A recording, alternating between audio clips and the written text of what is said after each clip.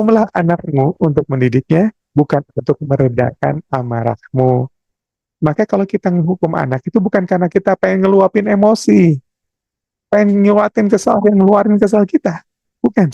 Ya, karena untuk mendidiknya.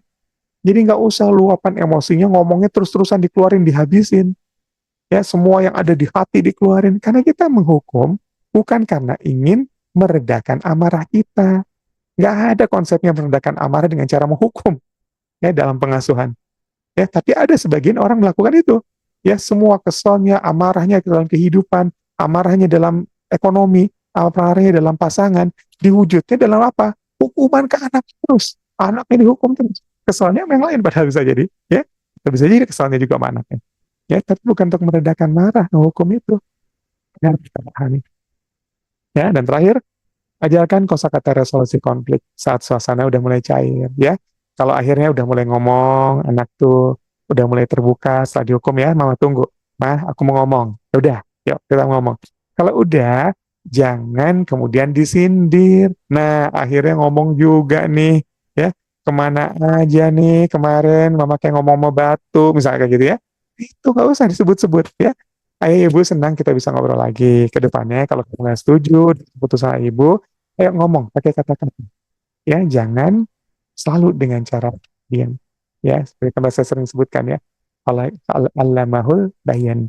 Ya, manusia itu kan diciptakan uh, pandai berbahasa, pandai berkata.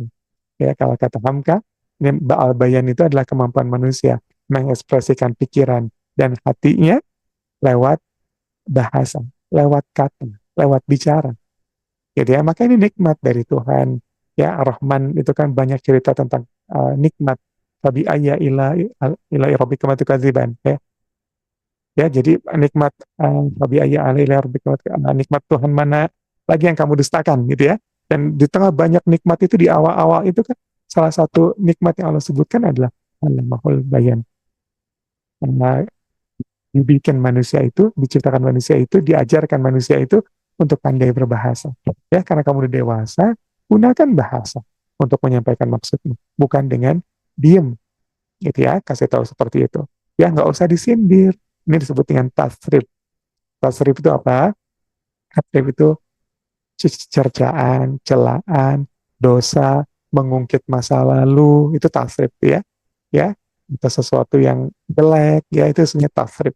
Maka ketika Nabi hijrah, Nabi salah satunya mengubah nama Yathrib menjadi Madinah, menjadi kota. Madinah itu artinya kota, ya. Kenapa? Karena walaupun katanya Yathrib itu dari nama orang yang ngebuka kota Madinah dulu, gitu ya, itu membuka dan membuat nama, kemudian dinamakan Yathrib, jadinya karena membuka namanya itu, tapi dalam kata Arab, dalam bahasa Arab itu sama dengan makna dasarnya yang tasrif tadi, yang maknanya celah atau duka atau dendam dan lain-lain negatif gitu ya. Maka Nabi berubahnya menjadi namanya Madinah. Ya, makanya kalau kita sebut Madinah itu maknanya kota. Kalau kita sebut kota Madinah sebenarnya nggak pas juga gitu ya. Lebih karena Madinah Al-Munawwarah gitu ya biasanya. Kota yang bercahaya kan seperti itu yang populernya. Nah, seperti itu. Nah, katakan oleh Nabi Yusuf, ketika kakak-kakaknya itu yang dulu jahat sama dia, sekarang ada di bawahnya dia, ya, lagi minta bantuan dia sebagai seorang raja muda, ya. Setelah akhirnya tahu mereka, oh kamu tuh Yusuf, ternyata yang dulu kami buang dan lain-lain. Mereka minta maaf, mereka minta ampun. Dan apa kata Nabi Yusuf? La tathriba alaikum yaum. Udah hari ini nggak ada celaan kepadamu, nggak ada dendam, nggak ada balas dendam, nggak kuungkit lagi kekesalanku masa lalu, tasrif itu gitu, ya, nggak kucela yang kau lakukan di masa lalu, udah, ya, nggak aku sebut-sebut lagi yang pernah kau lukai aku di waktu lalu, itu tasrif. Ya, cara kita bikin resolusi itu tasrif, nggak diungkit yang dulunya. Hari ini selesai tuh semua itu, nggak ada lagi dendam, nggak ada lagi kisah masa lalu itu. Nah itu kalimat ini yang digunakan oleh Nabi ketika Fathu Makkah. Ketika Nabi datang lagi ke Mekah dengan keadaan menang. Setelah dia hijrah ke Madinah karena mengalami penolakan luar biasa di Mekah. Sampai dikucilkan, di embargo dan lain-lain. Akhirnya pindah ke Madinah. Setelah 10 tahun datang lagi ke Mekah. Dan dengan keadaan sebagai pemenang tanpa ada darah tertetes satupun. celuk itu orang-orang kan. Ya, Nabi bawa pasukan yang luar biasa. Dan semua orang itu dikumpulkan di lapangan, udah ngerasa nggak ada yang berani natap Nabi. Ikut mereka, karena tahu perlakuan mereka pada Nabi seperti apa.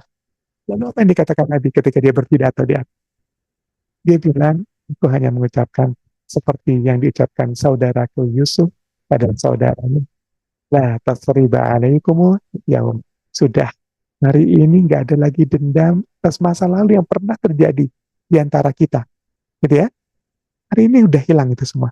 Ya, la tasriba alaikum yaum.